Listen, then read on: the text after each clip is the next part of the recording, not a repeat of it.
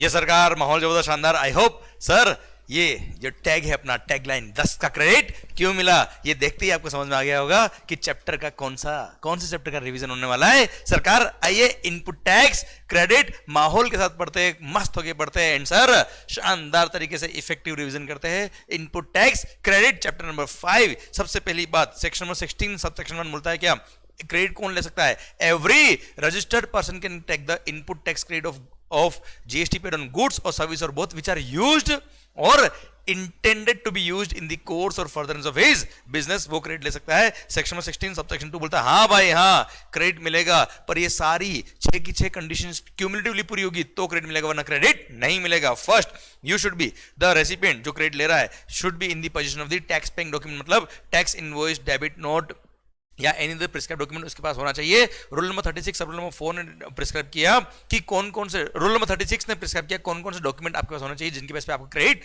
ले सकते हो। सर टैक्स इनवॉइस जो सप्लायर ने इशू किया। सेकंड, अगर रिवर्स चार्ज मैकेनिज्म में रेसिपिएंट खुद लायबल है और सप्लायर अगर अनरजिस्टर्ड है तो खुद ने खुद पे इनवॉइस इशू किया होगा, उसके बेस पे आप क्रेडिट ले सकते हो। Then debit note issued by the supplier, bill of entry या एनी अदर सिमिलर डॉक्यूमेंट, अगर कस्टम से आप गुड्स इंपोर्ट कर रहे हो और कस्टम पे किया है तो assessed copy of bill of entry के बेस पे आपको क्रेडिट मिल जाएगा जो आईजीएसटी पे किया उसका। Then revised invoice, revised tax invoice कब इशू होता है बेटा? जब सप्लायर जीएसटी में रजिस्टर्ड नहीं, वो लायबल फॉर रजिस्ट्रेशन हुआ, उसने 30 डेज के अंदर रजिस्ट्रेशन के लिए अप्लाई किया, तो जब उसको रजिस्ट्रेशन सर्टिफिकेट मिलेगा सर उसके 1 महीने के अंदर वो जितने भी टैक्सेबल सप्लाई उसने करी from the date when he become liable for registration till the grant of registration certificate, उन सब सप्लाईज के लिए वो रिवाइज्ड टैक्स इनवॉइस इशू कर सकता है। उन रिवाइज्ड टैक्स इनवॉइस में उस ओरिजिनल इनवॉइस का रेफरेंस नंबर देना पड़ता है, उस रिवाइज्ड टैक्स इनवॉइस के बेस पे रेसिपिएंट क्रेडिट ले सकता है। And sir input service distributor जो डॉक्यूमेंट इशू करेगा उसके बेस पे रेसिपिएंट को क्रेडिट मिल जाएगा। Clear? These are the documentary evidence जिनके बेस पे क्रेडिट मिलता है। एंड सर यह बोला है क्या इन डॉक्यूमेंट में टैक्स इनवॉइस पर वो सारी इंफॉर्मेशन जो रूल नंबर 46 ने बताई वो सारी इंफॉर्मेशन होनी चाहिए, पर अगर सारी इंफॉर्मेशन नहीं है पर एटलीस्ट सर ये वाली इंफॉर्मेशन इनवॉइस पर है, या सर जो टैक्स पेइंग डॉक्यूमेंट है उसमें एटलीस्ट ये वाली इंफॉर्मेशन तो भी आपको क्राइटेरिया मिल जाएगा। क्या क्या information? Amount of tax charge, description of the goods और services, then total value of the goods और सर्विसेज और both, GST number of the supplier as well as recipient, place अगर इंटरेस्टेड सप्लाई तो place of supply, अगर at least ये information है बाकी information नहीं भी है तो भी आपको आईटीसी मिल जाएगा on the basis of tax paying document. Then sir next condition, sir first condition में पड़ी क्या सरकार आपके पास you should be in the position of the tax paying document. Second है क्या सर सप्लायर अपना जीएसटीआर 1 या इनवॉइस फर्निशिंग फैसिलिटी यूज करके इनवॉइसेस या डेबिट नोट्स फर्निश कर दिए होने चाहिए और वो क्रेडिट हमारे जीएसटीआर 2B के अंदर रिफ्लेक्ट होनी चाहिए। अगर जीएसटीआर 2B में क्रेडिट रिफ्लेक्ट हो रही तो ही हमको आईटीसी मिलेगा, वरना आईटीसी नहीं मिलेगा। क्लियर? ये सेक्शन में 16 सब सेक्शन 2 डबल ए की condition red with rule number 36(4) कि सप्लायर ने अपना जीएसटीआर 1 या इनवॉइस फर्निशिंग फैसिलिटी यूज करके इनवॉइसेस फर्निश कर दिए होने चाहिए और वो क्रेडिट हमारे जीएसटीआर 2B में रिफ्लेक्ट होनी चाहिए तो ही क्रेडिट मिलेगा, वरना क्रेडिट नहीं मिलेगा। पहले प्रोविजनल क्रेडिट का कोई फंडा हुआ करता था, अब वो सिस्टम बिल्कुल ही हट गया है, कोई प्रोविजनल बेस पर आपको आईटीसी नहीं मिलेगी। पर हाँ एक सर्कुलर ने बोला था क्या ये जो प्रोविजन मैंने पढ़ाया है ये उन्हीं के लिए एप्लीकेबल है जहां पर सेक्शन 37 के थ्रू आपको जीएसटीआर 1 या इनवॉइस फर्निशिंग फैसिलिटी फर्निश करके इनवॉइस या डेबिट नोट फर्निश करने होते हैं। पर सर 3 केस बता रहा हूं मैं आपको एग्जांपल के लिए जहां पे ये प्रोविजन अप्लाई नहीं होता। जैसे रिवर्स चार्ज मैकेनिज्म में रेसिपिएंट खुद लायबल है, रिवर्स चार्ज मैकेनिज्म में रेसिपिएंट खुद लायबल है, खुद ही खुद पे इनवॉइस इशू करेगा और क्रेडिट ले लेगा, कोई दिक्कत वाली बात नहीं है। इनपुट सर्विस डिस्ट्रीब्यूटर जो इनवॉइसेस के बेस पे क्रेडिट डिस्ट्रीब्यूट करता है उसका आप क्रेडिट डायरेक्टली लीजिए, वो 2B में नहीं आ रहा तो भी चल जाएगा। एंड अगर आपने कोई भी इंपोर्ट ऑफ गुड्स किया उस पर आईजीएसटी पे किया है तो भले ही क्रेडिट 2B में नहीं आ रहा है आप क्रेडिट लीजिए, कोई तकलीफ वाली बात नहीं है। Then sir clause number B बोलता है क्या जो गुड्स और सर्विस और बोथ जिसका आप क्रेडिट ले रहे हो दो शुड बी रिसीव्ड, गुड्स और सर्विस और both must be received. Sir अगर आपको रिसीव नहीं हुआ तो क्रेडिट नहीं ले पाएंगे। सर जैसे जनवरी महीने का सप्लाई था, बिल तो आ गया पर गुड्स फरवरी में रिसीव हुए तो फरवरी में आपको क्रेडिट मिलेगा, जनवरी में क्रेडिट नहीं मिल पाएगा। गुड्स और सर्विस और बोथ मस्ट बी रिसीव्ड। हाँ bill to ship to model अगर है सर अब मैं कस्टमर हूं, आप सप्लायर हो, और मैंने आपको बोल दिया क्या सर मेरे बिहाफ पे आप ये थर्ड पर्सन को गुड्स डिलीवर कर दो, तो आपने अगर थर्ड पर्सन को गुड्स डिलीवर कर दिए या सर्विसेज उसको दे दी मेरे बिहाफ पर, तो ये मान लेंगे कि जिस दिन उसको थर्ड पर्सन को गुड्स और सर्विस और बहुत रिसीव हुआ है उस दिन वो मेरे को रिसीव हो गया और मेरे को क्रेडिट मिल जाएगा। अच्छा ध्यान देना बेटा, these are the revision lectures, ये फुल कोर्स बैच नहीं है। रिवीजन अगर फास्ट नहीं होगा तो एग्जाम टाइम पे आप कवर नहीं कर पाएंगे सारे टॉपिक को, इसलिए पूरा कॉन्सेंट्रेशन याद रखना। एंड सर आप चाहे तो ये रिबूट बुक है अपनी समरी बुक, सर आपके पास अगर ये बुक है तो बहुत अच्छी बात है, नहीं है तो आप इस बुक को अलग से ले भी सकते हो अपनी वेबसाइट से बेटा। Clear, you can by this. Clear, video के डिस्क्रिप्शन में इसका लिंक भी दे रखा है। पर पॉइंट क्या है, आपका पूरा कॉन्सेंट्रेशन यहाँ पे होना चाहिए माहौल के साथ, क्योंकि कॉन्सेंट्रेशन जितना होगा उतना ही इफेक्टिव रिवीजन होगा, which is very much important. देखो फास्ट रिवीजन होना वेरी इंपॉर्टेंट, साथ साथ effective revision is must. Okay, दोनों हो जाएगा अगर आपका ध्यान इधर रहा तो। एंड जितने फास्ट होंगे उतना ही फास्ट आपका रिवीजन होगा और उतना ही फास्ट आपका कनेक्शन बैठ जाएगा दिल के अंदर और दिमाग के अंदर।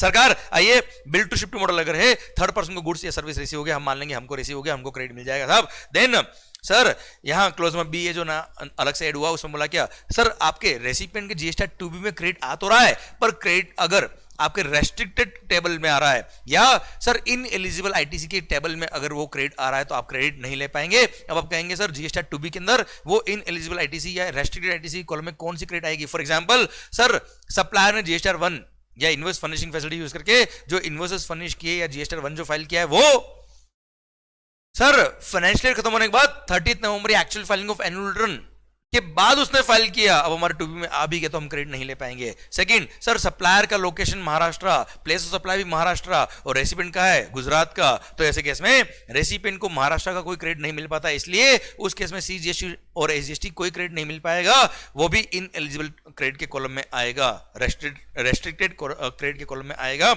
इसलिए सर अगर रेस्ट्रिक्टेड आईटीसी कॉलम में कोई क्रेडिट आ रही तो क्रेडिट नहीं ले सकते आप। Then GST must be paid to the government. Sir ध्यान देना बेटा, अगर रेसिपिएंट खुद लायबल है टैक्स पे करने के लिए अंडर रिवर्स चार्ज मैकेनिज्म तो वो खुद टैक्स पे करे और क्रेडिट ले कोई तकलीफ नहीं है, पर अगर सप्लायर लायबल है फॉरवर्ड चार्ज मैकेनिज्म में तो गवर्नमेंट को टैक्स पे हो जाना चाहिए। अब साहब हमको पता कैसे पड़ेगा गवर्नमेंट को टैक्स पे हुआ कि नहीं हुआ, तो सर सप्लायर ने अपना जीएसटी 1 फाइल किया होगा, हमारे जीएसटी 2B के अंदर क्रेडिट आ रही होगी, हम तो क्रेडिट ले लेंगे सर।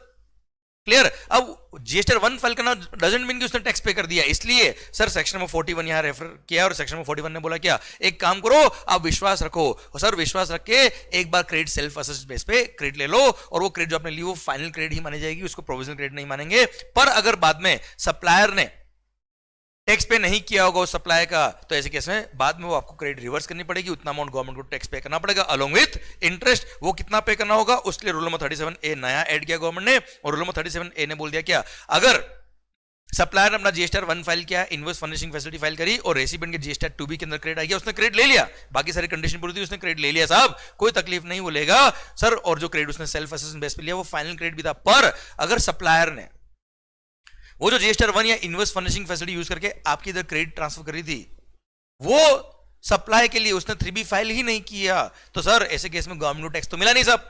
क्लियर, तो यहां पर रूल नंबर 37A करके बोल दिया गवर्नमेंट ने कि हम इंतजार करेंगे, पर कब तक, बोल दिया क्या सर, वो फाइनेंशियल ईयर जिससे रिलेटेड वो इनवॉइस था, वो फाइनेंशियल ईयर जिसमें वो जीएसटी 1 सबमिट किया था उस सप्लायर ने, वो फाइनेंशियल ईयर से रिलेटेड फाइनेंशियल खत्म होने के बाद 30 सितंबर तक गवर्नमेंट इंतजार करेगी कि सप्लायर जीएसटी 3B फाइल कर दे उस कॉरेस्पॉन्डिंग जीएसटी 1 के अगेंस्ट। क्लियर, और गवर्नमेंट को टैक्स पे कर दे, पर फाइनेंशियल खत्म होने के बाद 30 सितंबर भी निकल गया और उस सप्लायर ने 3B फाइल करके टैक्स पे नहीं किया। क्लियर, तो वो कॉरेस्पॉन्डिंग जो इनवॉइस था जो आपके 2B के अंदर आ रहा था जिसके बेस पे आपने क्रेडिट लिया, वो क्रेडिट अब आपको रिवर्स करनी पड़ेगी, वो अमाउंट आपको गवर्नमेंट को पे करना पड़ेगा। कब तक सर, फाइनेंशियल खत्म होने के बाद 30 नवंबर या उससे पहले पहले। क्लियर सर, आई रिपीट 30 नवंबर या उससे पहले पहले, मतलब 30 सितंबर तक, तो फाइनेंशियल खत्म होने के बाद 30 सितंबर तक अगर उसने 3B फाइल कर दिया कोई तकलीफ वाली बात नहीं है, पर 3B फाइल करके उसने टैक्स पे नहीं किया सप्लायर ने 30 सितंबर तक, तो जो नवंबर आ रहा है 30 नवंबर उससे पहले पहले सर उस रेसिपिएंट को क्या करना पड़ेगा भाई, वो क्रेडिट रिवर्स करनी पड़ेगी, और सर उस क्रेडिट को अगर उसने यूज किया होगा तो उसको इंटरेस्ट भी पे करना पड़ेगा। Clear, done. पर इंटरेस्ट की बात जो आएगी वो 30 नवंबर के बाद आएगी। अच्छा, 30 नवंबर के बाद अगर आपने क्रेडिट को रिवर्स नहीं किया तो सर ऐसे केस में सर 1 दिसंबर से तो इंटरेस्ट पे करना ही पड़ेगा आपको, अगर आपने क्रेडिट को यूज किया तो बेटा। क्लियर, डन, भारत माता की जय। और हाँ एक बात और, अगर फ्यूचर में वो सप्लायर अब बाद में वापस से टैक्स पे कर देता है गवर्नमेंट को 3B फाइल करके, तो रेसिपिएंट कैन रीअवेल द क्रेडिट, और रीअवेलमेंट के लिए कोई time limit of section number 16(4) का अप्लाई नहीं होता। मतलब 4 साल बाद उस सप्लायर ने टैक्स पे किया तो 4 साल बाद आप यू कैन रीअवेल द आईटीसी बेटा। क्लियर, डन, भारत माता की जय। ये रूल नंबर 37A भी खत्म होता है। अब सरकार, अब लास्ट कंडीशन है sir section number 16 subsection 2 clause number D बोलता है क्या, सर रेसिपिएंट ने अपना रिटर्न फाइल कर दिया, होने से रिटर्न मतलब 3B, तो उसको क्रेडिट मिल जाएगा, वरना कोई क्रेडिट नहीं मिलेगा। डन सर, ये हो गया क्या सारी कंडीशन सेक्शन नंबर 16 सबसेक्शन 2 की, पर 2 प्रोवाइजो और है सेक्शन नंबर 16 सबसेक्शन 2 में। फर्स्ट प्रोवाइजो बोलता है क्या कि अगर कभी भी गुड्स लॉट से इंस्टॉलमेंट में आता है, ध्यान देना ये न्यूमेरिकल क्वेश्चन में बड़ा इंटरेस्टिंग, बड़ा अट्रैक्टिव पॉइंट है एग्जाम्स के लिए, कभी भी गुड्स लॉट से इंस्टॉलमेंट में आएगा तो सर जब लास्ट लोड रिसीव होगा तब रेसिपिएंट को आईटीसी मिलेगा। और हाँ, नॉलेज के लिए बता रहा हूं, टैक्स इनवॉइस चैप्टर में मिलेगा आपको कि सर सप्लायर को तो जो फर्स्ट लोड निकलता है ना तभी टैक्स पे करना होता है पूरे ही सप्लाई के लिए। क्लियर, और रेसिपिएंट को क्रेडिट कब मिलता है बेटा, जब लास्ट लोड आएगा तब क्रेडिट मिलेगा, कोई प्रोपोर्शनल क्रेडिट पहले नहीं मिल सकता उसको। Clear, then section number 16 subsection 2 second proviso read with rule number 37, बड़ा इंटरेस्टिंग पॉइंट है। वो बोलता है क्या, सर याद करो, सर सप्लायर ने सप्लाई किया, रेसिपिएंट ने गुड सर्विस रिसीव किया, सारी कंडीशंस पूरी, 6 की 6 कंडीशन पूरी, और रेसिपिएंट ने क्रेडिट ले लिया। But if the recipient failed to make payment to the supplier within 180 days from the date of issue of invoice, मतलब रेसिपिएंट ने सप्लायर का पैसा खा लिया तो गवर्नमेंट ने बोल दिया भाई क्रेडिट भी रिवर्स कर। तो सर ऐसे कैसे बोला है क्या, if the recipient fails to make payment to the supplier within 180 days from the date of issue of invoice, तो जितना अमाउंट मतलब वैल्यू सप्लाई प्लस टैक्स का अमाउंट जो था, जो बिल में अमाउंट था, उसमें से जितना प्रोपोर्शनेट अमाउंट उसने पे नहीं किया सप्लायर को, क्लियर, उतना प्रोपोर्शनेट आईटीसी रेसिपिएंट को रिवर्स करना पड़ेगा या आउटपुट टैक्स लायबिलिटी में ऐड करके पे करना पड़ेगा गवर्नमेंट को along with the interest. Clear, अच्छा ध्यान देना, जहां पे भी आईटीसी रिवर्सल या आईटीसी पेमेंट पर इंटरेस्ट की बात आएगी, वो इंटरेस्ट बात तभी आएगी जब आपने आईटीसी यूज किया तभी आएगी, वरना बात इंटरेस्ट की नहीं आएगी। Okay, I repeat, sir if the recipient failed to make payment to the supplier within 180 days from the date of issue of invoice, तो ऐसे केस में सर जिस महीने में 180 दिन एक्सपायर होंगे उस महीने की जीएसटी 3B फाइल करते वक्त सर ये आईटीसी वो रिवर्स करेगा रेसिपिएंट, और आईटीसी बैलेंस नहीं तो गवर्नमेंट को पे करेगा, और अगर आईटीसी यूज करते तो अलोंग विद द इंटरेस्ट पे करेगा। अच्छा कितना रिवर्स करेगा, मान लो पूरा ही पेमेंट नहीं किया तो पूरा ही क्रेडिट रिवर्स करेगा, कुछ अमाउंट पे किया कुछ नहीं किया तो जितना पेमेंट नहीं किया उतना प्रोपोर्शनेट रिवर्सल करना पड़ेगा। Clear, done. और हाँ, अगर रेसिपिएंट सप्लायर को बाद में पेमेंट कर देता है तो जितना पेमेंट उसने किया है उतना प्रोपोर्शनेट आईटीसी ही कैन रीअवेल, और रीअवेलमेंट के लिए सेक्शन नंबर 16 सबसेक्शन 4 का टाइम लिमिट अप्लाई नहीं होता है। क्लियर, डन, भारत माता की जय। समझे मेरी बात। अच्छा सर मान लो मैं रेसिपिएंट हूं, आप सप्लायर हो, आपने मुझे बोला कि इस थर्ड पर्सन को मेरे बिहाफ पे पे कर देना, मैंने उस थर्ड पर्सन को पे कर दिया, तो सर वो भी ये माना जाएगा ना आपको ही पे किया बेटा। क्लियर, तो सर जो मैंने पेमेंट आपके बिहाफ पे किसी थर्ड पर्सन को किया है वो वैल्यू का पार्ट बनता है, वो मैंने किसी और को पे किया है ये मानेंगे आपको ही पे किया बेटा। Clear, done. सरकार तो उतना प्रोपोर्शन रिवर्सल करने की जरूरत नहीं है। अच्छा इस प्रोविजन का एक एक्सेप्शन है, जहां पे भी रिवर्स चार्ज मैकेनिज्म में रेसिपिएंट खुद लायबल है तो रेसिपिएंट खुद गवर्नमेंट को टैक्स पे करेगा और क्रेडिट लेगा, उसमें सप्लायर का पैसा खा जाओ, कोई दिक्कत वाली बात नहीं है। ये सेक्शन में 16 subsection 2 second provision red with rule number 37 खत्म होता है। अब सर अब आता है क्या, सर सेक्शन में 16 सबसेक्शन 3 बोलता है क्या, अगर किसी कैपिटल गुड्स को परचेज किया, प्लांट और मशीनरी को परचेज किया, उसके परचेज पे आपने जीएसटी पे किया, उस जीएसटी वाले पोर्शन का अगर आपने डेप्रिसिएशन क्लेम कर लिया तो आपको आईटीसी नहीं मिलेगा। आप चाहे तो जीएसटी वाले पोर्शन का क्रेडिट लीजिए और वैल्यू का डेप्रिसिएशन लीजिए, आप चाहे तो पूरी वैल्यू प्लस जीएसटी का डेप्रिसिएशन ले लो, फिर आपको कोई आईटीसी नहीं मिलेगा। अब सेक्शन में 16 सबसेक्शन 4 बोलता है क्या, what is the time limit to avail the credit. देखो क्रेडिट एक बार अवेल कर ली, फिर यूज तो तुम्हारी मर्जी तब करो, 10 साल बाद करो, 50 साल बाद करो, वी डोंट केयर, पर अवेलमेंट के लिए टाइम लिमिट दे रखा है। सेक्शन में 16 सबसेक्शन 4 बोलता है जिस फाइनेंशियल ईयर में वो टैक्स इनवॉइस इश्यू हुआ था या जिस फाइनेंशियल ईयर में वो डेबिट नोट इश्यू हुआ था, वो फाइनेंशियल ईयर खत्म होने के बाद 30th नवंबर या actual filing of annual return whichever is earlier, उससे पहले पहले आप क्रेडिट अवेल कर लेना। अगर क्रेडिट नहीं ली तो बाद में कुछ ना हो पाएगा, क्रेडिट बाद में अवेल ही नहीं कर पाओगे, क्रेडिट ले ही नहीं पाओगे। Clear, once credit is availed it can be used sir afterwards any time, कोई तकलीफ वाली बात नहीं, यूज करने के लिए कोई लिमिट नहीं दे रखा है बेटा, अवेल करने के लिए लिमिट दे रखा है। क्लियर, अच्छा क्रेडिट एक बार आप लेते हो, बाद में रिवर्स करते हो, बाद में रीअवेल करते हो, जैसे आपने सप्लायर का पैसा खा गया, प्रोपोर्शनल रिवर्सल किया, बाद में उसको पेमेंट करते तब रीअवेल कर रहे हो, तो रीअवेलमेंट के लिए सेक्शन नंबर 16 सबसेक्शन 4 का टाइम लिमिट अप्लाई नहीं होता है। मैं ऑलरेडी बात आपसे कर चुका हूं पहले। आइए रूल नंबर 86A बोलता है क्या, conditions of use of amount available in electronic credit ledger. सरकार अगर कमिश्नर या any other officer who is authorized by commissioner but not below the rank of assistant commissioner, उसके पास रीजन टू बिलीव है कि आपने जो आईटीसी लिया है वो ऐसे डॉक्यूमेंट के बेस पे लिया है जहां पे सर ये फॉलोइंग में से कोई भी कॉन्ट्रावेंशन हो रखा है तो ऐसे केस में उतना अमाउंट का क्रेडिट वो आपका ब्लॉक कर देगा और ऑफिसर बोल देगा क्या इतने अमाउंट का आप यूज नहीं कर सकते, इतने अमाउंट का आप इलेक्ट्रॉनिक क्रेडिट लेजर से रिफंड नहीं ले सकते। पर ये कंडीशन, ये रेस्ट्रिक्शन 1 साल तक लगेगी और आपने बीच में अगर सेटिस्फाई कर दिया कि वो कंडीशन पूरी आपने जस्टिफाई कर दिया कि नहीं नहीं ऐसा कोई गड़बड़ नहीं, तो ऐसे केस में he will allow the use of the credit from the electronic credit ledger बेटा। पर ये रेजिस्ट्रेशन मैक्सिमम 1 साल तक लगेगी बेटा। क्लियर, समझे मेरी बात। पर अब वो कौन कौन से केस है? फर्स्ट, जहां पे आपने आईटीसी अवेल किया on the strength of such document sir which is issued by a person who was found to be non existent, मतलब डमी कंपनी थी बेटा सर, या फिर he was conducting any business from any place other than the place which is declared in the registration certificate, मतलब किसी और place से काम कर रहा है जबकि रजिस्ट्रेशन सर्टिफिकेट में प्लेस कुछ और है, या फिर आपको गुड्स ऑफिसर बहुत रिसीव ही नहीं हो और आपने क्रेडिट लिया, या फिर जो पर्सन क्रेडिट ले रहा है recipient was found to be non existent, या वो अपना बिजनेस कर रहा है किसी और प्लेस से which is other than the place declared in the registration certificate. फिर सर जो टैक्स बिल पे या डेबिट नोट पे चार्ज हुआ है वो टैक्स गवर्नमेंट को पे ही नहीं हुआ भाई साहब। क्लियर, या फिर आप टैक्स इनवॉइस या डेबिट नोट जिसके बेस पे क्रेडिट ले रहे हो वो डॉक्यूमेंट आपके पोजीशन में नहीं और आपने क्रेडिट लिया, तो ऐसे केस में उतने क्रेडिट को ब्लॉक कर देगा और बोल देगा इतने क्रेडिट को आप यूज नहीं कर पाएंगे, इतने अमाउंट को आप इलेक्ट्रॉनिक क्रेडिट लेजर से डेबिट नहीं कर पाएंगे, ना रिफंड ले पाएंगे बेटा। क्लियर, और रजिस्ट्रेशन मैक्सिमम 1 साल तक लगेगी और कमिश्नर अगर सेटिस्फाइड है कि ठीक है यार ये कंडीशन पूरी होगी और अब कोई तकलीफ वाली बात नहीं, तो ऐसे केस में ही मैं allow the use of such electronic credit ledger. Clear, done. सरकार आइए रूल नंबर 86 भी बोलता है क्या, बड़ा अच्छा रूल है सर ये, रूल नंबर 86 भी बोलता है कि अगर किसी एसएससी का, अगर किसी रजिस्टर्ड पर्सन का किसी पर्टिकुलर मंथ में value of taxable supplies exceeding ₹50 lakh, उन्हीं पे रूल अप्लाई होता है, पहली बात तो ये। और value of taxable supply exceeding ₹50 lakh में आपका जीरो डेट सप्लाई का टर्नओवर काउंट नहीं करने का और आपका एग्जाम सप्लाई अगर है तो उसको काउंट नहीं करने का, उसके अलावा जो सप्लाई है उसकी वैल्यू अगर एक्सीडिंग ₹50 लाख है तो ही ये रूल अप्लाई होगा। और बोला है क्या सर, जिन लोगों पे ये रूल अप्लाई हो रहा है उनको बोल दिया कि आपको जब आप उस पर्टिकुलर मंथ की लायबिलिटी पे करोगे जिस महीने में आपका एक्सीडिंग 50 लाख का टैक्सेबल वैल्यू का सप्लाई था, तो ऐसे केस में उस महीने की लायबिलिटी पे करते वक्त सर आपकी लायबिलिटी का मैक्सिमम 99% ही लायबिलिटी पे कर सकते हो थ्रू इलेक्ट्रॉनिक क्रेडिट लेजर, मतलब एटलीस्ट 1% आपको टैक्स पे करना, 1% of your gross tax liability आपको पे करना पड़ेगा through electronic cash ledger.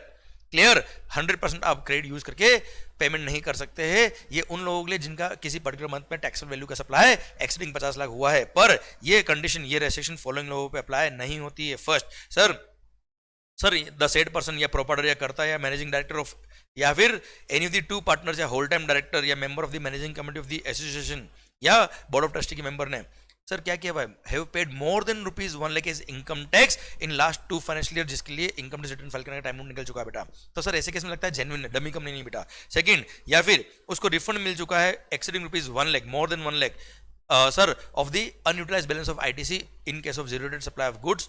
Clear, या फिर उसको मोर देन ₹1 लाख का इनपुट टैक्स क्रेडिट का रिफंड मिल चुका है under GST in case of inverted duty structure, या फिर सर उसने ऑलरेडी, जैसे मान लो अभी अगस्त मंथ चल रहा है, क्लियर, तो सर अप्रैल मई जून जुलाई इन महीने का क्यूमुलेटिव लायबिलिटी देख लो और इन महीने का क्यूमुलेटिव उसने जो टैक्स पे किया थ्रू कैश लेजर वो ऑलरेडी मोर देन 1 लाख 1% है, तो ऐसे केस में ठीक है ना साहब, तकलीफ वाली बात नहीं है सर, ये रूल अप्लाई नहीं होगा। और ये फॉलोइंग लोग government department, PSU, local authority और स्टेट बॉडी ये वैसे भी डमी बिलिंग वाला काम नहीं करते बच्चों। क्लियर, बोगस बिलिंग वाला काम नहीं करेंगे, इसलिए ये रेस्ट्रिक्शन इन पे अप्लाई नहीं होगी। फर्दर कमीशन चाहे तो किसी पर्सन को जो इसमें कवर हो रहा है उसको भी अलाउ कर सकता है कि ठीक है यार सच सेफगार्ड रखने के बाद, सच कंडीशन लगाने के बाद इसको अलाउ कर दो, पूरा पेमेंट चाहे तो ये क्रेडिट लेजर के थ्रू करे, वो अलाउ कर सकते हैं बेटा। क्लियर, इसी के साथ रूल नंबर 86 बी भी खत्म होता है। अब आइए सर, बड़ा ही शानदार टॉपिक सेक्शन नंबर 17 सबसेक्शन 5 बोलता है ब्लॉक क्रेडिट इन फॉलोइंग के केस में irrespective of fact notwithstanding anything contained in section number 16(1) और 18(1) फॉलोइंग के रेस्पेक्ट में कोई क्रेडिट नहीं मिलेगा। फर्स्ट, उसका क्लोज नंबर ए बोलता है क्या sir, motor vehicle which are design to transport passengers, designed to transport passengers having approved sitting capacity up to 13 persons including driver। Clear, driver को मिला के अप टू 13 सीटिंग कैपेसिटी वाले passenger vehicle जो होते हैं उसका आईटीसी कभी नहीं मिलेगा, कुछ भी हो जाए। Clear, accept in following 3 cases, ये फॉलोइंग 3 टैक्सेबल सप्लाई अगर आप कर रहे हो तो क्रेडिट मिलेगा वरना क्रेडिट नहीं मिलेगा। फर्स्ट क्या है, further supply of such motor vehicle अगर आप करते हो, जैसे मोटर व्हीकल का आपका शोरूम है या रेंटिंग मोटर व्हीकल की सर्विस आप देते हो बेटा, फर्दर सप्लाई करते हो आप, या फिर ट्रांसपोर्ट पैसेंजर की सर्विस प्रोवाइड कर रहे हो, या फिर आप कार चलाना सिखा रहे हो, बाइक चलाना सिखा रहे हो, तो क्रेडिट मिल जाएगा, अदरवाइज कभी भी क्रेडिट नहीं मिलेगा। Clear, done. अच्छा, इसमें एक्टिवा भी कवर होती है, बाइक भी कवर होता है and all motor vehicles cover होते हैं having sir more than 35 CC अगर इंजन कैपेसिटी है सर, तो वो सारे व्हीकल इसमें कवर होते हैं। अच्छा एक बात ध्यान रखना, 35 नहीं 25 यहाँ डिफाइन किया सर, मोटर व्हीकल एक्ट के अंदर डिफाइन किया हुआ है मोटर व्हीकल को। और मोटर व्हीकल का मतलब होता है कोई भी मोटर व्हीकल जिसके अंदर engine capacity not exceeding 25 CC है, तो सर वो मोटर व्हीकल नहीं होगा। बाकी 25 सीसी से एक्सीडिंग, अगर 25 सीसी उससे अबव कैपेसिटी है तो वो सब मोटर व्हीकल के स्कोप में आता है। इसलिए टू व्हीलर्स, बाइक, एक्टिवा भी कवर होता है मोटर व्हीकल के केस में। और हाँ ध्यान देना, क्रेडिट नहीं मिलेगा except if you are engage in making following 3 taxable supplies. Clear, ध्यान रखिएगा, बड़ा इंपॉर्टेंट पॉइंट है। और sir up to 13% including driver बच्चों तो क्रेडिट नहीं मिलेगा। मोर देन 13 पैसेंजर वाला व्हीकल का क्रेडिट मिलता है, कोई तकलीफ वाली बात नहीं है अगर वो बिजनेस के लिए काम आ रहा है तो। क्लियर। सेकंड बात, अगर motor vehicle design to transport goods है, जैसे ट्रक परचेज किया, लोडिंग ऑटो परचेज किया, क्रेडिट मिलेगा, कोई तकलीफ वाली बात नहीं है। Clear, done. सरकार फिर बात आती है क्या सर, मोटर व्हीकल्स के बाद में वेसल और एयरक्राफ्ट, क्लोज नंबर डबल बोलता है क्या सर, वेसल या एयरक्राफ्ट अगर आपने परचेज किया, भले इन दी कोर्स और भले आपके बिजनेस के लिए परचेज किया, वी डोंट केयर, क्रेडिट नहीं मिलेगा except if it is used for making following taxable supplies. क्या क्या बेटा सर, वही for the supply of such vessel या एयरक्राफ्ट, ट्रांसपोर्ट ऑफ पैसेंजर की सर्विस दे रहे हो, imparting training to navigate such vessel या imparting training on flying such aircraft, या फिर वो वेसल या एयरक्राफ्ट आपने परचेज किया for transportation of the goods. आप भले ही खुद के इनपुट या आउटपुट गुड्स को आप ट्रांसपोर्टेशन के लिए व्हीकल वेसल या एयरक्राफ्ट परचेज किया, क्रेडिट विल बी अलाउड, कोई तकलीफ वाली बात नहीं है। क्लियर। अब सेम वे सर, जिन मोटर व्हीकल वेसल या एयरक्राफ्ट का क्रेडिट आपको मिलता है, उन मोटर व्हीकल वेसल या एयरक्राफ्ट का आपने सर्विसिंग कराया, रिपेयर मेंटेनेंस कराया, जनरल इंश्योरेंस सर्विसेज ली, या उन मोटर व्हीकल वेसल एयरक्राफ्ट को आपने रेंट पे लिया, हायरिंग पे लिया, लीजिंग पे लिया, तो आईटीसी विल बी अलाउड, कोई तकलीफ वाली बात नहीं। पर जिन लोगों को वेसल एयरक्राफ्ट या व्हीकल का क्रेडिट नहीं मिलता है, उन लोगों ने अगर मोटर व्हीकल वेसल या एयरक्राफ्ट लीज पे लिया, रेंट पे लिया, हायरिंग पे लिया, तो क्रेडिट नहीं मिलेगा। मोटर व्हीकल का वेसल एयरक्राफ्ट का आपने इंश्योरेंस कराया, सर्विसिंग, रिपेयर मेंटेनेंस कराया, कोई क्रेडिट नहीं मिलेगा।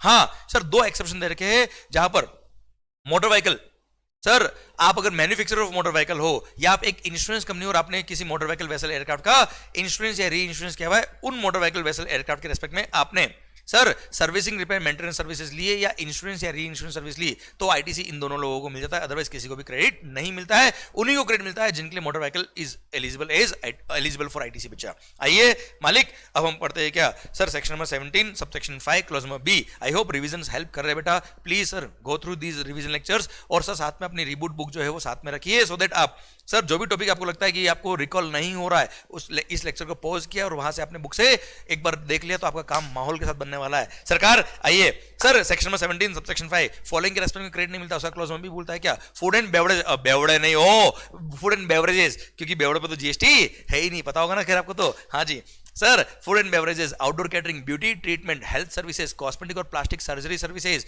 सर हायरिंग, लीजिंग और renting of motor vehicle vessel aircraft जिसका क्रेडिट नहीं मिलता, प्लस हेल्थ इंश्योरेंस और लाइफ इंश्योरेंस। और हाँ ध्यान रखना बेटा सर, इनका कोई क्रेडिट नहीं मिलेगा एक्सेप्ट अगर आप same category of inward supply लेते हो to provide the same category of outward supply और as a component of mix supply और कंपोजिट सप्लाई, तो ऐसे केस में क्रेडिट मिलेगा, वरना क्रेडिट नहीं मिलेगा। जैसे फूड एंड बेवरेज परचेज किया, क्यों, क्योंकि आप food and beverage he supply कर रहे हो, क्लियर, तो क्रेडिट मिल जाएगा। लाइफ इंश्योरेंस सर्विसेज दे रहे हो आप बेटा, क्लियर, और लाइफ इंश्योरेंस आपने सर्विसेज देने के लिए री इंश्योरेंस की सर्विसेज ली, credit will be allowed, otherwise credit नहीं मिलता बेटा, clear, done. Then membership of club, health और फिटनेस सेंटर, क्रेडिट नहीं मिलेगा। आपने अपने एम्प्लॉय का फिटनेस सेंटर में मेंबरशिप लिया, क्रेडिट नहीं मिलेगा। Then travel benefit to employees extended to employees on vacation such as home travel concession और leave travel concession, no credit will be allowed. पर ऑफिशियल विजिट के लिए गया है, किसी ऑफिस के काम के लिए गया है, तो क्रेडिट विल बी अलाउड, कोई तकलीफ वाली बात नहीं। और हाँ, ये तीनों केस में क्रेडिट नहीं मिलेगा, पर एक एक्सेप्शन है बेटा, क्या, ये तीनों में से कोई भी काम अगर किसी लॉ ने ऑब्लिगेटरी किया हुआ है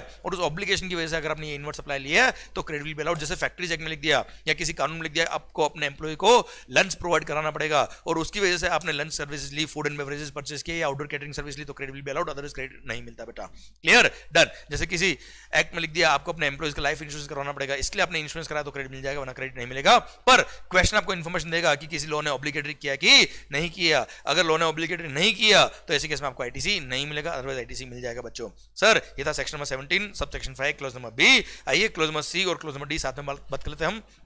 sir construction of immovable property, construction of immovable property में जो भी गुड्स जो भी सर्विसेज काम आ रहा है उसका 1 रुपए का भी क्रेडिट नहीं मिलेगा। I repeat, construction of immovable property में जो भी गुड्स जो भी सर्विसेज काम आ रहा है उसका क्रेडिट नहीं मिलेगा, except if you are engage in providing construction service और वर्क्स कॉन्ट्रैक्ट सर्विस, मतलब कंस्ट्रक्शन सर्विस प्रोवाइड कर रहे हो या वर्क्स कॉन्ट्रैक्ट सर्विस प्रोवाइड कर रहे हो, किसी और के लिए बिल्डिंग बना रहे हो सर, तो ऐसे केस में आपने वर्क्स कॉन्ट्रैक्ट सर्विस ली है, सीमेंट स्टील वगैरह परचेज किया है, कोई भी कंस्ट्रक्शन सर्विस ली, credit will be allowed. Otherwise construction of immovable property के लिए कोई भी सर्विसेज अगर आपने ली है, कोई भी गुड्स अगर आपने परचेज किया है, कोई क्रेडिट नहीं मिलेगा, भले वो बिल्डिंग जो बन रही है आपकी फैक्ट्री बिल्डिंग बन रही, we don't care. Second sir, इसका एक्सेप्शन है क्या, प्लांट और मशीनरी। अगर आपने प्लांट और मशीनरी के इंस्टॉलेशन, इरेक्शन, कमीशनिंग के लिए सर आपने वर्क्स कॉन्ट्रैक्ट सर्विसेज लिए, कंस्ट्रक्शन सर्विसेज लिए, रिपेयर मेंटेनेंस वगैरह की सर्विसेज लिए, या आपने सर कोई गुड सीमेंट वगैरह परचेज किया, तो ऐसे केस में प्लांट और मशीनरी के केस में credit will be allowed, otherwise credit will not be allowed. अच्छा, प्लांट और मशीनरी की डेफिनेशन में लिखा हुआ है क्या सर, प्लांट और machinery include sir foundation and structural support, but it excludes land, building and other civil structure, it exclude telecom towers, it exclude pipeline laid outside the factory premises. ये plant और machinery की definition नहीं आता है, मतलब इनके installation, erection के लिए अगर आपने सर कोई गुड्स परचेज किया, कोई सर्विसेज ली, तो credit will not be allowed. Otherwise plant और मशीनरी के इंस्टॉलेशन, इरेक्शन, कमीशनिंग के लिए सर कोई भी गुड्स या सर्विस आपने परचेज करी, yes credit will be allowed. Clear, done. Second बात sir, the term construction includes sir repairs, renovation, या नया बिल्डिंग बना रहे हो या उसका रिकंस्ट्रक्शन कर रहे हो, रीमॉडलिंग कर रहे हो, ऑल्ट्रेशन कर रहे हो, ये सब कंस्ट्रक्शन के स्कोप में आता है। मतलब आपने रिपेयरिंग के लिए, रीमॉडलिंग के लिए, ऑल्ट्रेशन ऑफ द बिल्डिंग के लिए अगर कोई सीमेंट परचेज किया, कंस्ट्रक्शन सर्विसेज परचेज करी, वर्क्स कॉन्ट्रैक्ट सर्विस परचेज किया, तो भी क्रेडिट नहीं मिलेगा, एक्सेप्ट अगर आपने रिपेयरिंग जो बिल्डिंग कराया है वो अगर रेवेन्यू नेचर है, मतलब अगर रिपेयरिंग का खर्चा आपके प्रॉफिट एंड लॉस अकाउंट में डेबिट हो रहा है, तो सर उसमें सीमेंट, स्टील या कंस्ट्रक्शन सर्विस काम है, credit will be allowed. Otherwise अगर आपने बिल्डिंग अकाउंट में कैपिटलाइज किया उस रेवेन्यू, उस रिपेयरिंग एक्सपेंस को, तो ऐसे केस में वहां पर जो भी सीमेंट काम आ रहा है, जो भी वर्क्स कॉन्ट्रैक्ट सर्विस काम आ रही है, जो भी कंस्ट्रक्शन सर्विस काम आ रही है, उसका क्रेडिट नहीं मिलेगा। क्लियर माहौल सरकार, ये सारे विद एग्जांपल मैंने आपको समझा रखा सर और लेक्चर के अंदर समझाया था। आइए सरकार नेक्स्ट, अगर आपने जो गुड्स या सर्विस परचेज किया वो ऐसे किसी सप्लायर से परचेज किया जिसने खुद ने कंपोजिशन स्कीम ले रखी, no credit will be allowed. Next, non resident taxable person, NRTP ने जो भी गुड्स परचेज किया, जो भी सर्विस परचेज किया, कोई क्रेडिट नहीं मिलेगा उसको, एक्सेप्ट जो गुड्स उसने इंपोर्ट किए और इंपोर्ट पे उसने कस्टम के साथ में आईजीएसटी पे किया होगा, उस आईजीएसटी का क्रेडिट मिल जाएगा, वरना एनआरटीपी को एक भी रुपए का क्रेडिट नहीं मिलने वाला। देन कोई भी गुड्स और सर्विस और बहुत आपने पर्सनल कंजम्पशन के परचेज किया, there is no point of any credit at all. Then goods lost, destroyed, stolen, written off और disposed of by way of gift और free samples, तो ₹1 का भी आईटीसी आपको नहीं मिलने वाला है। Goods that are lost, destroyed, stolen or written off or disposed of by way of gift or free sample, no ITC will be allowed in respect to these cases. And last, अगर कोई tax आपने पे किया है in pursuance of section number 74, 129 और 130, तो ऐसे case में आपको ₹1 का भी क्रेडिट नहीं मिलेगा। 74, 129 और 130 आप सीए फाइल में जाके पढ़ेंगे बेटा। सर जैसे सप्लायर ने चोरी करी, रेसिपिएंट उसमें इन्वॉल्व था, चोरी पकड़ में आ गई, सप्लायर को टैक्स पे करना पड़ा और टैक्स पे करने के लिए उसने गवर्नमेंट को टैक्स पे किया और टैक्स पे करके उसका डेबिट नोट रेज कर दिया रेसिपिएंट पर, तो उस डेबिट नोट के बेस पर रेसिपिएंट को कोई क्रेडिट नहीं मिलती। Clear, done. अब सर सेल्स प्रमोशन स्कीम्स के बारे में जैसे वैल्यूएशन में हमने बात करी थी, उसका आईटीसी से रिलेटेड पॉइंट यहां दे रखा है बेटा। अगर आपने फ्री सैंपल या फ्री गिफ्ट दिए, सर सबसे पहली बात फ्री सैंपल या फ्री गिफ्ट अगर आप दे रहे हो तो उस पे since it is a supply without consideration, तो सप्लाई विदाउट कंसिडरेशन सप्लाई के स्कोप में नहीं आता, जीएसटी नहीं लगता, एक्सेप्ट अगर शेड्यूल 1 में कवर होगा, शेड्यूल 1 के 4 ट्रांजैक्शन दे रखे वहां अगर कवर होगा तो बात अलग होगी, अदरवाइज सप्लाई नहीं होगा। और सप्लाई नहीं है तो उन गुड्स के परचेज पर जो जीएसटी पे किया उसका भी क्रेडिट नहीं मिलेगा। और क्रेडिट अगर लिया तो अभी हमने पढ़ा section number 17 subsection 5 clause number H में कि कोई भी गुड्स आपने डिस्पोज ऑफ किया है बाय वे ऑफ गिफ्ट और फ्री सैंपल, तो no ITC allowed, ITC reverse करना पड़ेगा अगर आपने आईटीसी लिया तो। क्लियर। और अगर कोई ट्रांजेक्शन सर जैसे सर बाय 1 गेट 1 फ्री वाला है बेटा, तो there is no free, nothing free. Clear. Sir आप 2 शर्ट परचेस करेंगे तो 1 शर्ट फ्री मिलेगा, तो फ्री नहीं है कुछ भी। यहाँ पे एक तरह से 3 शर्ट 2 शर्ट की प्राइस में बेच रहे हो आप बेटा। 3 शर्ट को आपने बेचा है और प्राइस 2 शर्ट का लिया, पर फॉर अ कंसिडरेशन बेचा ना, इसलिए it is not free at all. और वो 3 शर्ट जब आपने बेचे होंगे तो सर उस पर जीएसटी लगेगा।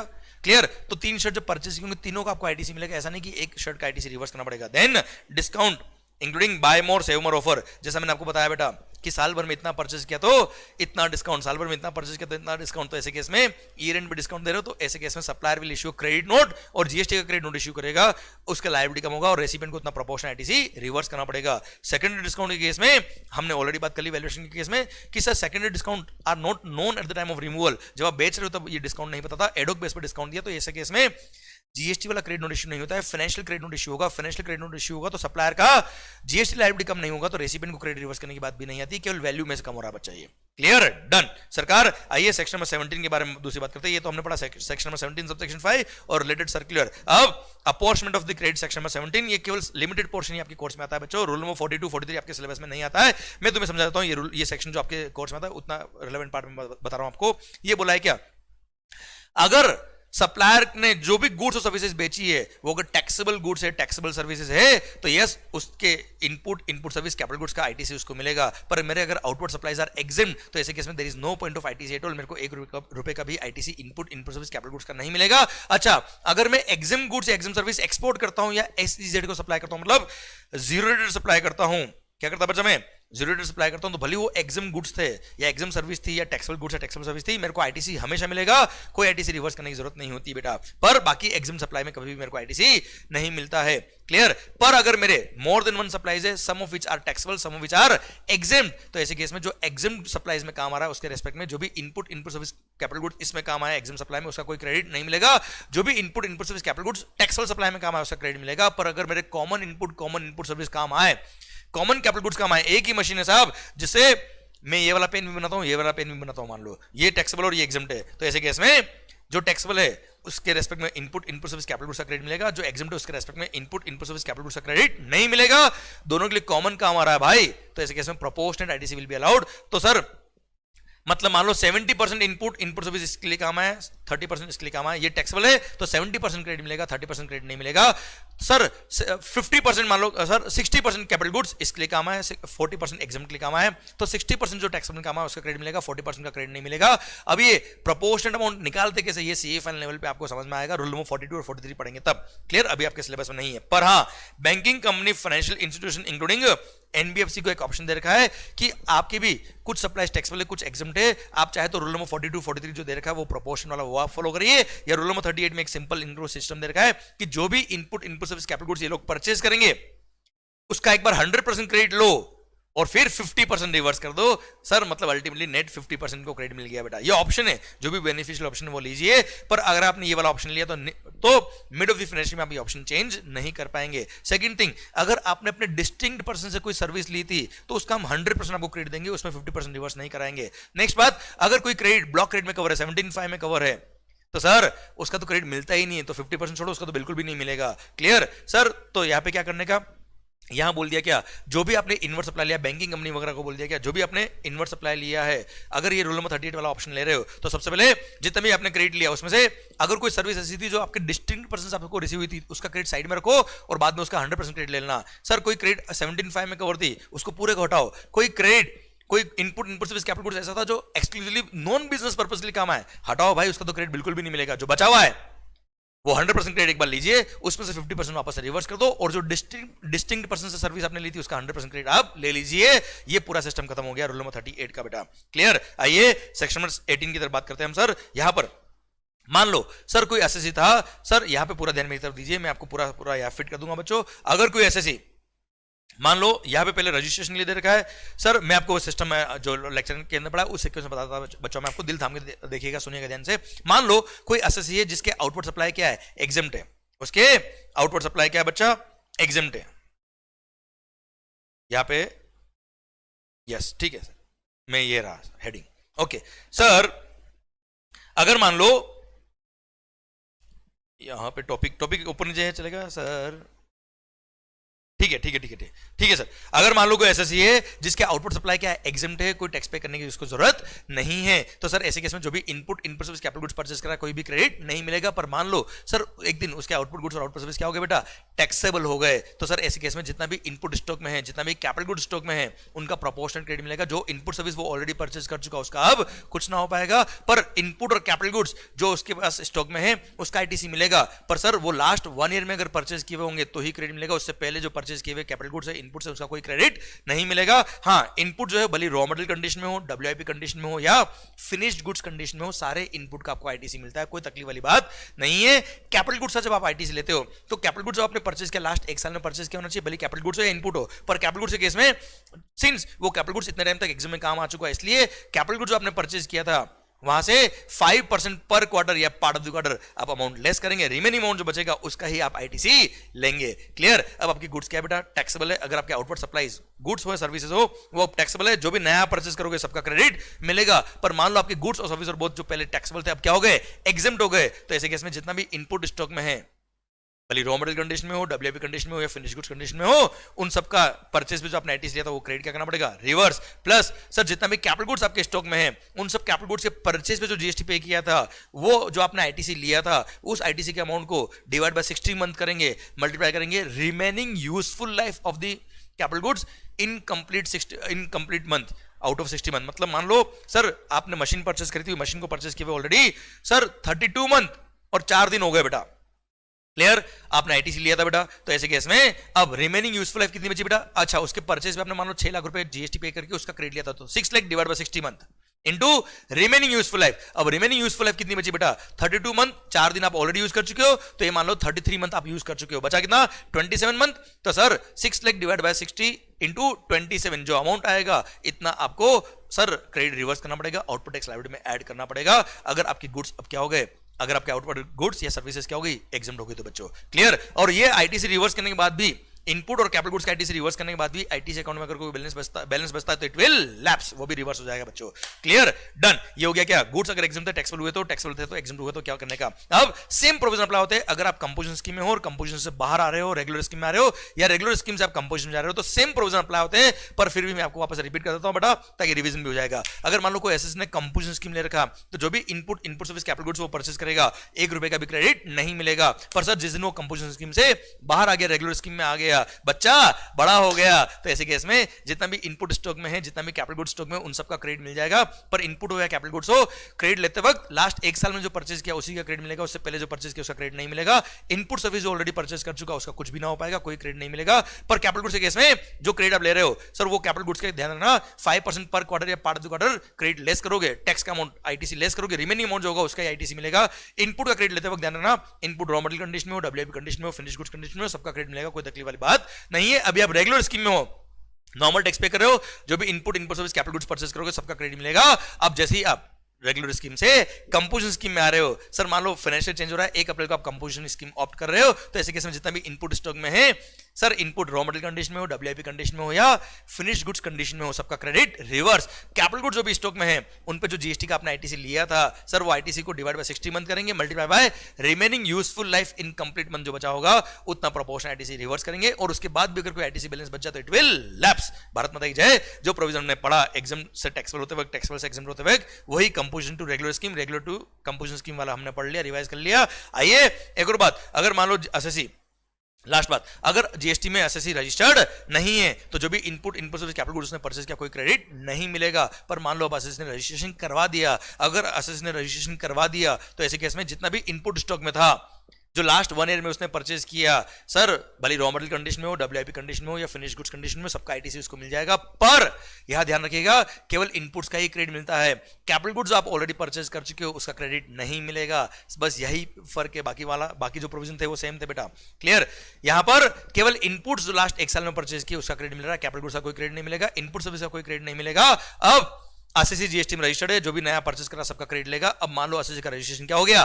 कैंसिल हो गया, तो अगेन ऐसे केस में जितना भी इनपुट स्टॉक में है उसका क्रेडिट रिवर्स, जितना भी कैपिटल गुड स्टॉक में उसका divide by 60 month into remaining useful life in complete month, इतना आईटीसी। ये आईटीसी का जो अमाउंट है इनपुट और कैपिटल गुड्स का, इसको कंपेयर करेंगे कि इन इनपुट और कैपिटल गुड्स का अगर वो बेचता तो उसकी ओपन मार्केट वैल्यू क्या होती, ओपन मार्केट वैल्यू के ऊपर टैक्स का रेट लगा के देखिएगा कितना टैक्स लायबिलिटी बनता। तो सर ओपन मार्केट वैल्यू पे टैक्स पेबल, और ये जो आईटीसी का हमने प्रोपोर्शनल अमाउंट निकाला है वो विच एवर इज हायर जो होगा उसको उतना पे करना पड़ेगा, उतना आईटीसी रिवर्स करना पड़ेगा, और उसके बाद भी आईटीसी बैलेंस बचा तो इट विल लैप्स। क्लियर? ये रजिस्ट्रेशन कराना नहीं कराना सर, कब रजिस्ट्रेशन से आप बाहर आ रहे हो, कब रजिस्ट्रेशन करा रहे हो, उसके केस में कितना आईटीसी का प्रोविजन होता है, सेक्शन 18 खत्म होता है। अब 1-2 बातें और, सर आपने रजिस्ट्रेशन जो कराया वो क्यों कराया? सर सबसे इंपॉर्टेंट बात, सर अगर रजिस्ट्रेशन जो कराया था आपने, वेरी इंपॉर्टेंट पॉइंट ध्यान देना बेटा, सर आप लायबल फॉर रजिस्ट्रेशन थे इसलिए रजिस्ट्रेशन कराया या आपने वॉलंटरी रजिस्ट्रेशन कराया? अगर आपने वॉलंटरी रजिस्ट्रेशन कराया तो ऐसे केस में सर जिस दिन आपको रजिस्ट्रेशन सर्टिफिकेट मिला वही डेट आपका इफेक्टिव डेट ऑफ रजिस्ट्रेशन होता है। जैसे मान लो आपको रजिस्ट्रेशन सर्टिफिकेट मिला कब? 10 मार्च को, तो 9 मार्च को जो क्लोजिंग स्टॉक होगा इनपुट का उसका आपको क्रेडिट मिल जाएगा जो लास्ट 1 साल में आपने परचेज किया उनका बेटा। Clear, done. पर आप लायबल फॉर रजिस्ट्रेशन थे और आपने रजिस्ट्रेशन के लिए अप्लाई किया, तो इस केस में क्या होगा बेटा? सर सबसे पहली बात, मान लो 14 फेब को you became liable for registration और आपने अगर 30 दिन के अंदर अंदर रजिस्ट्रेशन के लिए अप्लाई कर दिया, I repeat, you became liable for registration on 14 Feb और विद इन 30 डेज, मतलब मान लो आपने 1 मार्च को रजिस्ट्रेशन के लिए अप्लाई कर दिया, तो ऐसे केस में सर 5 मार्च को मान लो रजिस्ट्रेशन सर्टिफिकेट आपको मिल गया, तो your effective date of registration will be 14 Feb. तो 13 फेब को जो क्लोजिंग स्टॉक था उसका जो आईटीसी होगा वो सारा आपको मिलने वाला है जो लास्ट 1 साल में आपने परचेज किया बेटा। पर अगर आपने 30 दिन के बाद रजिस्ट्रेशन के लिए अप्लाई किया, मान लो 14 फेब को you become liable for registration और आपने अप्लाई किया कब बेटा? 10 सर अप्रैल को, 30 दिन के बाद अप्लाई किया, रजिस्ट्रेशन सर्टिफिकेट मिला कब? 14 ऑफ अप्रैल को आपको रजिस्ट्रेशन सर्टिफिकेट मिला, तो 14 ऑफ अप्रैल ही आपका इफेक्टिव डेट ऑफ रजिस्ट्रेशन है। तो ऐसे केस में 13 अप्रैल को जो क्लोजिंग स्टॉक होगा इनपुट का, उसी का आपको आईटीसी मिलने वाला है। सर भले ही आप पे लायबिलिटी जाएगी, you become taxable person with effect from 14 Feb, तो 14 फेब से लेकर 13 अप्रैल तक जो गुड्स आप सप्लाई कर चुके हो उस पर टैक्स तो पे करना पड़ेगा सर, अपनी पॉकेट से पे करना पड़ेगा। उसके लिए आप रिवाइज टैक्स इनवॉइस भी इश्यू नहीं कर पाएंगे, कस्टमर से टैक्स नहीं ले पाएंगे।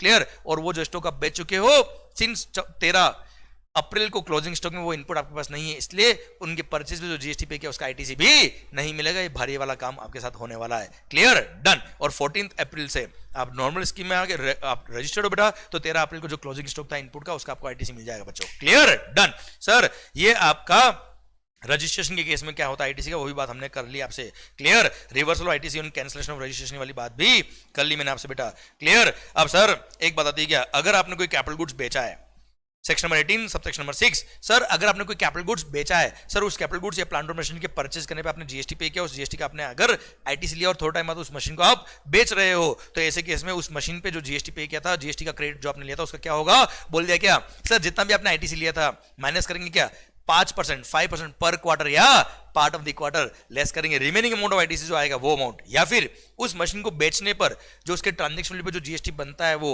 सर दोनों को कंपेयर करेंगे, विच एवर इज हायर जो आएगा उतना आपको पे करना पड़ेगा। क्लियर? मतलब उस मशीन के परचेज पे जीएसटी पे करके जितना आपने आईटीसी लिया माइनस 5% पर क्वार्टर या पार्ट ऑफ द क्वार्टर करके जो नेट अमाउंट आएगा वो अमाउंट, या फिर tax payable on transaction of such capital goods sold whichever is higher जो आएगा इतना आपको लायबिलिटी में ऐड करना पड़ेगा, इतना आपकी लायबिलिटी आएगी उस मशीन के बेचने पर। क्लियर? पर ध्यान देना बेटा, यहाँ पे यहाँ मशीन जो आपने बेची है भले वर्किंग कंडीशन बेची हो, नॉन वर्किंग कंडीशन बेची हो, एज अ स्क्रैप बेचा हो, यूज करने के बाद बेचा या विदाउट यूज बेचा, we don't care, same provision लगेंगे। पर अगर आपने मोल्ड्स डाइज जिग्स फिक्सर्स या रिफैक्टरी ब्रिक्स आपने यूज करके एज ए स्क्रैप अगर बेचा है, तो यहां पर जो उस स्क्रैप के ट्रांजैक्शन पे जो जीएसटी बनता है, क्लियर, उतना ही टैक्स पे करना, वहां 5% पर क्वार्टर कंपेयर करने की जरूरत नहीं है। क्लियर? डन। ये आपका सेक्शन नंबर 18 सबसेक्शन 6 खत्म होता है। अब आइए सरकार, अगर आपने अपने बिजनेस को ट्रांसफर किया है, sir section number 18 subsection 3 red with rule number 41, sir मान लो कभी अमलगमेशन मर्जर हुआ, टेक ओवर हुआ, या चेंज ऑफ ओनरशिप हो गया, मैंने अपना बिजनेस आपको ट्रांसफर कर दिया, तो सर पॉइंट क्या है, मेरे पास अगर आईटीसी है वो भी तो आपका हो जाएगा बच्चों। नॉर्मल वे में मैं अपना आईटीसी किसी को भी ट्रांसफर नहीं कर सकता, पर अमलगमेशन मर्जर टेक ओवर हो गया, चेंज ऑफ ओनरशिप हो गया, चेंज इन दी कॉन्स्टिट्यूशन हो गया, पार्टनरशिप हम थी अब क्या बन गई, कंपनी बन गई, कुल मिला के पैन नंबर चेंज हो गया, पैन नंबर चेंज हो गया तो जीएसटी नंबर भी चेंज हो जाएगा। तो ऐसे केस में जब मैं अपना बिजनेस ट्रांसफर कर रहा था उस टाइम पे मेरे अगर इलेक्ट्रॉनिक क्रेडिट लेजर में आईटीसी का बैलेंस पड़ा है तो आईटीसी का बैलेंस भी ट्रांसफर हो जाएगा। पर ध्यान देना बेटा, सर यहां पे form number GST ITC 02, form number GST ITC 02 fill करना पड़ेगा ट्रांसफर को, वो इधर से आईटीसी ट्रांसफर करेगा, साथ में एक सर्टिफिकेट भी अटैच करेगा फ्रॉम अ चार्टर्ड अकाउंटेंट और a cost accountant in practice कि साहब यहां पर सर जो आईटीसी ट्रांसफर कर रहा है, केवल आईटीसी ट्रांसफर नहीं हो रहा है, यहाँ पे प्रॉपर बिजनेस ट्रांसफर हुआ और सारी लायबिलिटीज भी ट्रांसफर हुई, सारे एसेट्स भी ट्रांसफर हुए बच्चा। क्लियर? तो वो सर्टिफिकेट भी अटैच करना पड़ेगा और यहाँ से वो form number GST ITC 02 fill करके आईटीसी ट्रांसफर करेगा, ट्रांसफर का जीएसटी नंबर लिखेगा और ट्रांसफरी अपने जीएसटी पोर्टल पर जाके लॉगिन करेगा और वहां पे वो एक्सेप्ट करेगा क्रेडिट को, वो क्रेडिट उसके इलेक्ट्रॉनिक क्रेडिट लेजर में आ जाएगी। अब एक लास्ट बात बचती है बेटा, क्या सर अगर कभी भी डीमर्जर होता है ना सर, ब्रेकअप कंपनीज की बात करूं बेटा मैं, सर अगर कभी भी डीमर्जर होता है, ए बी लिमिटेड थी, अब ए लिमिटेड अलग, बी लिमिटेड अलग, तो सर अगर मान लो सर डीमर्जर हुआ है तो 2 यूनिट जो बन रही है बेटा, तो proportionate credit will be passed on. अब किस प्रोपोर्शन में क्रेडिट पास ऑन करेंगे बेटा, तो सर जो वैल्यू ऑफ असेट्स था eight the time of transfer of unit. Sir मतलब जैसे मान लो 100 करोड़ की पूरी कंपनी की वैल्यू थी बेटा, सारे असेट्स की वैल्यू, सर उसमें से 60 करोड़ की वैल्यू मिल रही है ए लिमिटेड को, 40 करोड़ की वैल्यू मिल रही है बी लिमिटेड को, तो 60:40 6:4 के रेशियो में आईटीसी पास हो जाएगा दोनों को यूजिंग द सेम प्रोसेसर बच्चों, हाँ है ना भाई। और वैल्यू ऑफ एसेट का मतलब वो सारे एसेट जो बिजनेस के एसेट है, भले उनके परचेज पे आपने आईटीसी लिया था या नहीं लिया था उससे कंसर्न नहीं है, सारे वैल्यू ऑफ एसेट को कंसिडर करके फिर रेशियो आपको निकालना है बेटा। माहौल सरकार एक लास्ट बात, रूल नंबर 41 ए बोलता है क्या, अगर मान लो मेरा राजस्थान में रजिस्ट्रेशन है जीएसटी में, और सर मेरा राजस्थान में 4 ब्रांच है या चलो 2 ब्रांच है, दोनों के लिए मैंने सिंगल रजिस्ट्रेशन ले रखा है, एक प्लेस को मैंने प्रिंसिपल प्लेस ऑफ बिजनेस दिखा रखा है, दूसरे को एडिशनल प्लेस ऑफ बिजनेस दिखा रखा है। अब ऐसे केस में सर अब मान लो मैं क्या कर रहा हूं, मेरी दूसरी ब्रांच के लिए सेपरेट रजिस्ट्रेशन नंबर ले रहा हूं बेटा, क्लियर पॉसिबल है बेटा। अब तक सिंगल रजिस्ट्रेशन था तो सारी लायबिलिटी भी एक जगह थी, सारा क्रेडिट भी एक जगह था, पर अब सिंस मैं नया रजिस्ट्रेशन ले रहा हूं तो सर उसका लायबिलिटी अलग हो जाएगा, इसका लायबिलिटी अलग हो जाएगा, अब जो आईटीसी होगा वो भी इसका अलग होगा, इसका आईटीसी अलग होगा, पर अब तक का जो आईटीसी था वो तो कॉमन था ना बेटा यार, इसलिए यहां बोल दिया क्या, एक सर यहां पे अब तक जो आईटीसी ले रखा है सर उसको आपको प्रोपोर्शनल ट्रांसफर करना पड़ेगा दूसरे यूनिट को, क्योंकि अभी तक जो आईटीसी था वो एक ही रजिस्ट्रेशन नंबर पे था दोनों का बेटा, सारे इनपुट सर्विस कैपिटल गुड्स का। तो अब यूनिट नंबर 2 को सर जिसका नया रजिस्ट्रेशन नंबर आप ले रहे हो सर उसको भी आईटीसी आपको प्रोपोर्शनल ट्रांसफर करना पड़ेगा using form number GST ITC 02A। तो सर ऐसे केस में सर ट्रांसफर कैसे होगा, इस फॉर्म के थ्रू होगा, किस रेशियो में होगा बेटा, सर वैल्यू ऑफ असेट, सारे वैल्यू ऑफ असेट लेना है, भले उन असेट के परचेज पे आपने आईटीसी लिया था या नहीं लिया था, सर जितना वैल्यू ऑफ असेट इस यूनिट का है और उस यूनिट का उतना प्रोपोर्शन कर देना कि इतना तो क्रेडिट इसके पास रहना चाहिए और उतना क्रेडिट यूनिट 2 पे जाना चाहिए, तो उतना क्रेडिट हम पास ऑन कर देंगे, क्लियर। इसी के साथ रूल नंबर 41A भी खत्म होता है। अब पूरा section number 18 along with all the relevant rules खत्म होते हैं। अब now sir last point of this chapter, how ITC is transferred, how ITC is utilise, sorry transfer नहीं, हाउ आईटीसी इज यूटिलाइज। सबसे पहली बात sir ITC of IGST, ITC of IGST can be used to pay the IGST liability first, मतलब आपकी liability IGST की आ रही है, उस लायबिलिटी को पे करने के लिए सर आपको क्या करना पड़ेगा, सबसे पहले आईजीएसटी की आईटीसी आप यूज करेंगे बेटा, क्लियर। अब आईजीएसटी की लायबिलिटी को पे करने के लिए आपने आईजीएसटी की आईटीसी सबसे पहले यूज करना है, उसके बाद सीजीएसटी और एसजीएसटी और UTGST in any order in any proportion बेटा, क्लियर सर। तो सर पहली बात तो आईजीएसटी की आईटीसी, वापस बोलता बेटा मैं, आईजीएसटी की आईटीसी किस ऑर्डर में आपको यूज करना है, आईजीएसटी की ITC has to be used firstly for payment of liability of IGST, और उसके बाद सीजीएसटी हो यूजीएसटी हो या एसजीएसटी हो in any order in any proportion, उस लायबिलिटी को पे करने के लिए आप आईटीसी ऑफ आईजीएसटी यूज कर सकते हो बेटा। फिर सीजीएसटी की ITC can be use to pay, पहले सीजीएसटी की लायबिलिटी उसके बाद आईजीएसटी की लायबिलिटी बेटा, पर एसजीएसटी में काम नहीं आएगा। सेम वे एसजीएसटी और यूटीजीएसटी की लायबिलिटी को पे करने के लिए का आईटीसी पहले एसजीएसटी और यूटीजीएसटी की लायबिलिटी को पे करने में काम आएगा, उसके बाद आईजीएसटी के लिए काम आएगा। एंड सर ध्यान देना बेटा, सीजीएसटी की आईटीसी कभी भी एसजीएसटी में काम नहीं आता है, एंड वाइस वर्सा बच्चों। पर सर एक बात और, सर आईजीएसटी की लायबिलिटी को पे करने के लिए, ये तो मैंने बताया order of utilisation of ITC, अब लायबिलिटी पे करने के लिए आईजीएसटी की लायबिलिटी को पे करने के लिए पहले आईजीएसटी का आईटीसी काम आएगा, फिर सीजीएसटी का आईटीसी काम आएगा, और उसके बाद एसजीएसटी या यूटीजीएसटी का आईटीसी काम आएगा बेटा। फिर सीजीएसटी की लायबिलिटी को पे करने के लिए ध्यान देना बेटा, हमेशा आईजीएसटी की आईटीसी अगर आपके पास है तो आईजीएसटी की आईटीसी पहले कंज्यूम करना, उसके बाद ही सी और एस काम आएंगे, इसलिए भले लायबिलिटी सीजीएसटी की है पर पहले आईटीसी काम आएगा किसका, आईजीएसटी का, उसके बाद लायबिलिटी बचती तो सीजीएसटी का आईटीसी काम आएगा, पर एसजीएसटी या यूटीजीएसटी का आईटीसी सीजीएसटी के लिए काम नहीं आता। फिर एसजीएसटी या यूटीजीएसटी की लायबिलिटी बेटा उसको पे करने के लिए पहले आईजीएसटी का आईटीसी काम आएगा, उसके बाद एसजीएसटी या यूटीजीएसटी का आईटीसी काम आएगा, पर सर सीजीएसटी का आईटीसी कभी भी एसजीएसटी के लिए काम नहीं आएगा। भारत माता की जय। यहाँ पे समरी दे रखी बेटा, हाँ है ना भाई। इसी के साथ सर आईटीसी यूटिलाइज कैसे करना है बात खत्म होती है। अब एक बार और देखना, देख लीजिए बेटा, आईजीएसटी का आईटीसी सबसे पहले किस में काम आएगा, आईजीएसटी की लायबिलिटी को पे करने में काम आएगा, फिर एसजीएसटी और यूटीजीएसटी और CGST in any order in any proportion. ध्यान रखना न्यूमेरिकल क्वेश्चन जो बनते हैं उसके लिए फेवरेट पॉइंट यही है बेटा एग्जाम्स के अंदर, कि आईजीएसटी का आईटीसी पहले काम आएगा आईजीएसटी की लायबिलिटी के लिए, उसके बाद सीजीएसटी एसजीएसटी और UTGST in any order in any proportion. आपको आईजीएसटी का आईटीसी को सी और एस में इस तरह से यूज करना है सो दैट आपका कैश आउटफ्लो जो है वो मिनिमम रहे। आप देख लेना यूज करते वक्त कि सी का लायबिलिटी कितना है, सी का आईटीसी कितना है, एसजीएसटी का लायबिलिटी कितना है, एसजीएसटी का आईटीसी कितना है, क्लियर। उसको मद्देनजर रखते हुए आप आईजीएसटी के आईटीसी को यूज करिएगा कि सी के लिए पहले यूज करूं कि एस के लिए यूज करूं पहले, क्योंकि पहले आईजीएसटी के आईटीसी को आईजीएसटी की लायबिलिटी के लिए यूज कर लिया, उसके बाद जो बैलेंस बचा है उसको सी और एस में in any order in any proportion use कर सकते हैं। तो सर आप ध्यान रखिएगा कितना सी का लायबिलिटी, कितना सी का आईटीसी है, कितना एस का लायबिलिटी, कितना एस का आईटीसी, उसके बाद आप आईजीएसटी उसको ध्यान में रखते हुए आईजीएसटी के आईटीसी को यूज करना सी और एस में, clear, so that minimum cash outflow हो बेटा। अब आईजीएसटी का आईटीसी पूरा कंज्यूम हो जाए उसके बाद ही सी और एस की आईटीसी को देखिएगा, उसके बाद सीजीएसटी आईटीसी पहले सीजीएसटी की लायबिलिटी में काम आएगा, फिर आईजीएसटी की लायबिलिटी को पे करने में काम आएगा। पर सर SGST और UTGST में कभी भी CGST का ITC काम नहीं आता। सेम वे SGST का ITC पहले S की लाइबिलिटी को पे करने में काम आएगा, फिर I की लाइबिलिटी को काम आएगा, पर C में कभी भी काम नहीं आता। सेम वे UTGST पहले UTGST की लाइबिलिटी को पे करने में काम आएगा, फिर IGST के लिए काम आएगा, पर CGST के लिए कभी भी काम नहीं आएगा। क्लियर? अच्छा, इसी के साथ भारत माता की